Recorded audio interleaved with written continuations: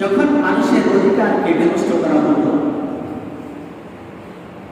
কুক্ষিগত করা হতো মানুষের অধিকার, মানুষের সম্পর্ক যখন জোরে জবরে যখন কেড়ে নেওয়া হতো, যখন অসভ্যতার চরমে পৌঁছেছে, তখনই রব্বুল আলামিন নির্দেশ দিয়ে বলেছেন, ইন্নাল্লাহা ইয়া'মুরু বিল আদলি ওয়াল ইহসান ওয়া ইতা'i যিল কুরবা ওয়া ইয়ানহা 'আনিল ফাহশাই ওয়াল মুনকার ওয়াল বাগই ইয়া'যুকুম লা'আল্লাকুম তাযাক্কারুন।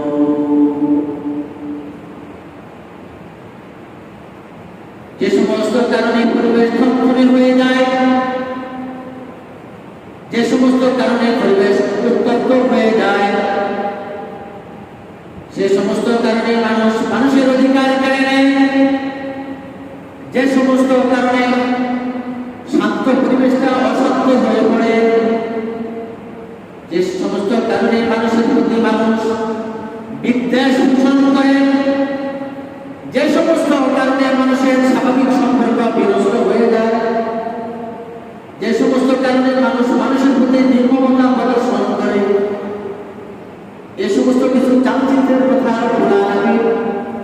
আল কুরআনুল কারীমের মধ্যে উল্লেখ করে তিনি বলেন, নির্দেশ দিয়েছেন, ইন্নাল্লাহা ইয়া'মুরু বিল আদল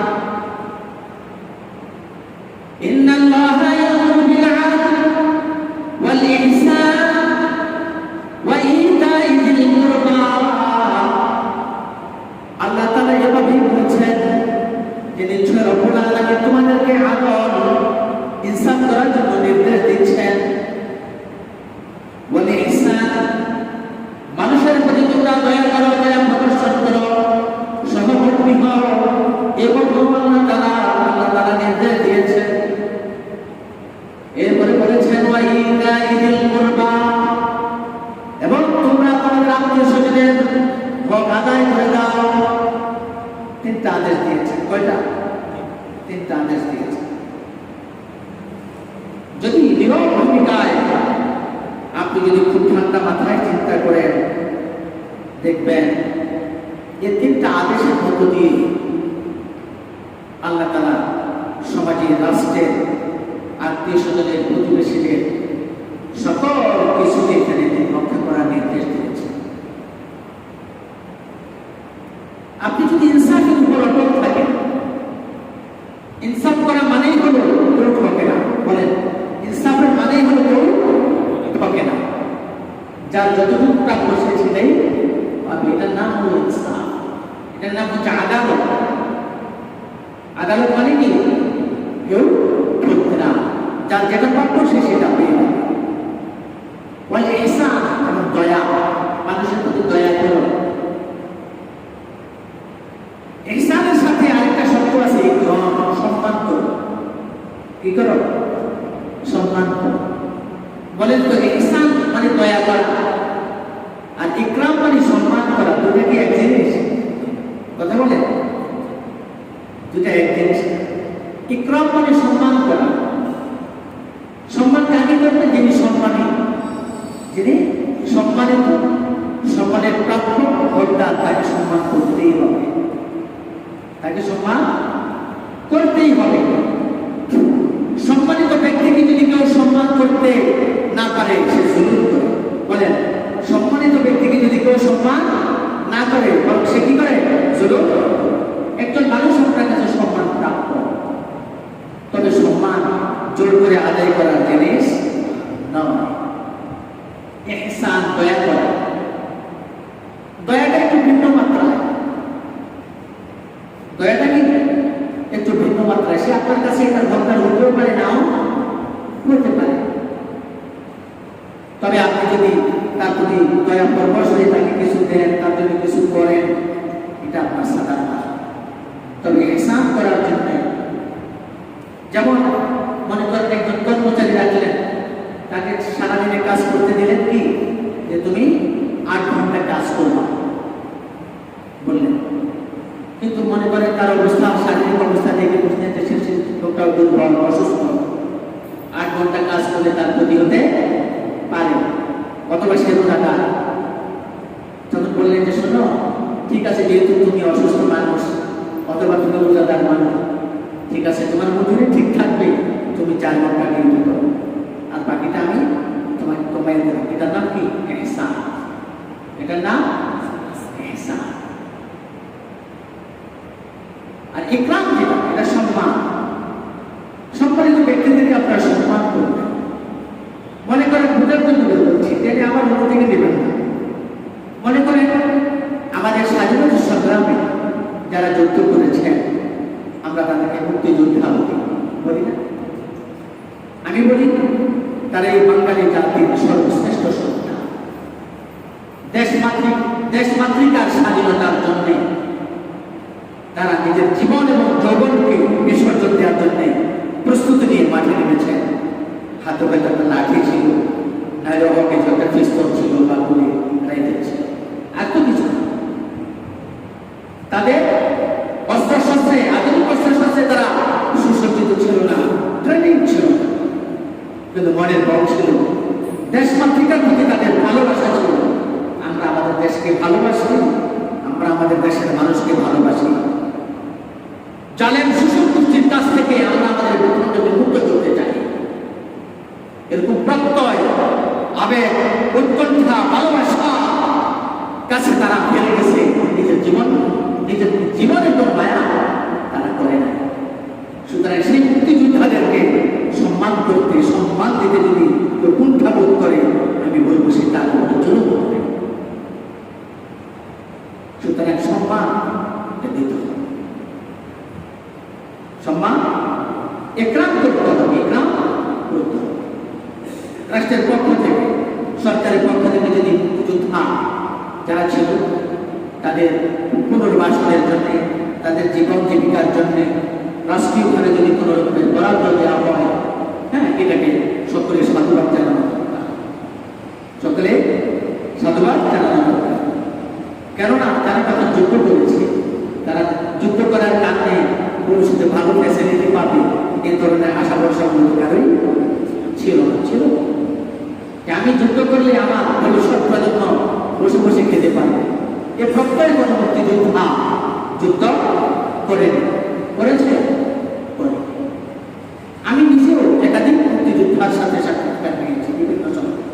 আমার প্রয়োজন পড়েছে আমার স্টুডেন্ট লাইফ সহ বিভিন্ন কাজের জন্য। এমন কিছু ভয়াবহ চিত্রের কথা তারা বলেছেন, যেখানে আসলে মানুষ জীবন বাজি রেখে জীবনের মায়া যদি থাকে কেউ চলতে যেতে পারে না, শত্রুর সাথে দাঁড়াতে পারে, তারা জীবনের মায়া করে।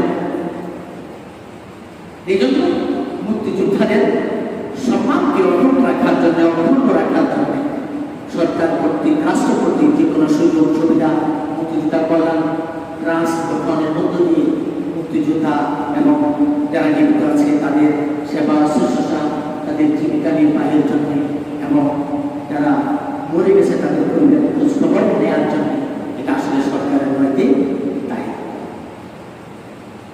তো মনে রাখা দরকার, এটা ইকরাম। এটার নাম কি? এটা ইকরাম।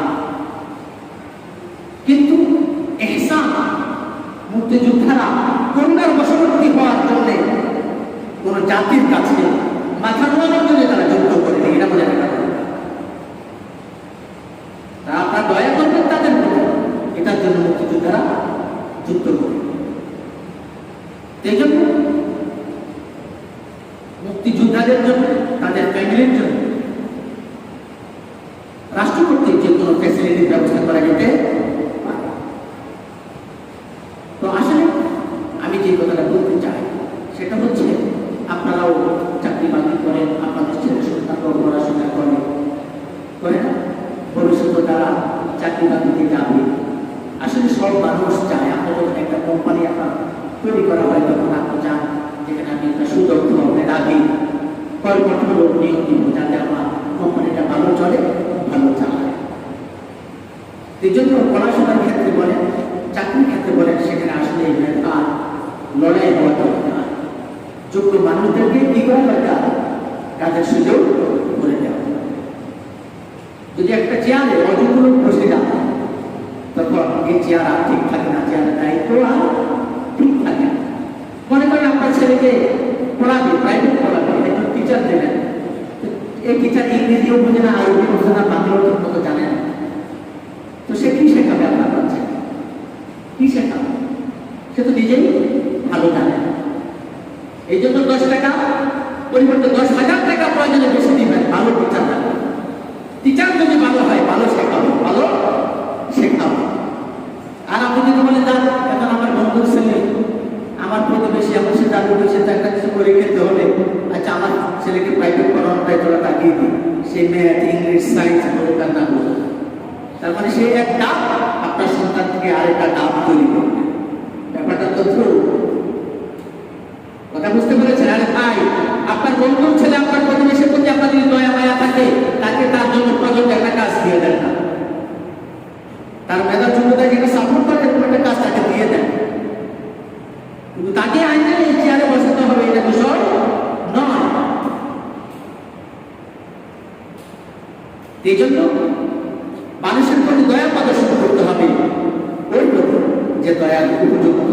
মানুষকে সম্মান করতে হবে, ওই এর ভিত্তিতে যে সম্মানিত। সুতরাং আমি বলব আমাদের দেশে যে সোনার সন্তান, বীর বাঙালির বীরশ্রেষ্ঠ সন্তান মুক্তিযোদ্ধা, তারা গোটা বাঙালি জাতির কাছে নত হওয়ার জন্য যুদ্ধ করেনি, তারা ভিক্ষা বৃত্তির জন্য, চাকরি বৃত্তির জন্য, করুণা বৃত্তির জন্য তারা যুদ্ধ করেনি। তারা দেশ মাতৃকাকে স্বাধীন করেছে কিন্তু বুকের তাজা রক্ত দিয়ে, যানবাহী করে তাদেরকে উঁচু মর্যাদায় তাদেরকে যেভাবে তাদের ফ্যামিলি পরিচালনার জন্য সাপোর্ট করা দরকার সেভাবে রাষ্ট্রকে দায়িত্ব নির্ধারণ করতে হবে। সেটা 1000 কোটি টাকা প্রয়োজন সেটা করা দরকার। আর কর্ম পন্থা, চাকরি বাকরি বিভিন্ন ক্ষেত্রে অবশ্যই যে যেটা উপযুক্ত থাকে সেটা তারও উচিত, সেটা মেধার ভিত্তিতে, সেটা যোগ্যতার ভিত্তিতে। এই জন্য আসলে সারা দেশে এখন একটা থমথমে অবস্থা। আমরা আশা করবো, দোয়া করবেন, সবাই দোয়া করবেন যেন আসলে পরিবেশটা যদি উত্তপ্ত হয়ে যায়, বিনষ্ট হয়, রাষ্ট্রের অর্থনৈতিক ক্ষতিগ্রস্ত হয়, আইন শৃঙ্খলা ক্ষতিগ্রস্ত হয়, মানুষের জীবন বিপদ হয়। দেখবেন হাতে বাড়বেন 10 টাকার জিনিস 100 টাকা হয়ে গেছে, তাই না? এই জন্য দোয়া করেন যেন আল্লাহ তাআলা এটা যে একটা সুস্থ সমাধান হয়। আমাদের রাষ্ট্র কর্তৃপক্ষ যারা রাষ্ট্রের দায়িত্বে আছে তারা যেন একটা সুন্দর সিদ্ধান্ত নিয়ে এটাকে সমাধান করে দিতে পারে। এই জন্য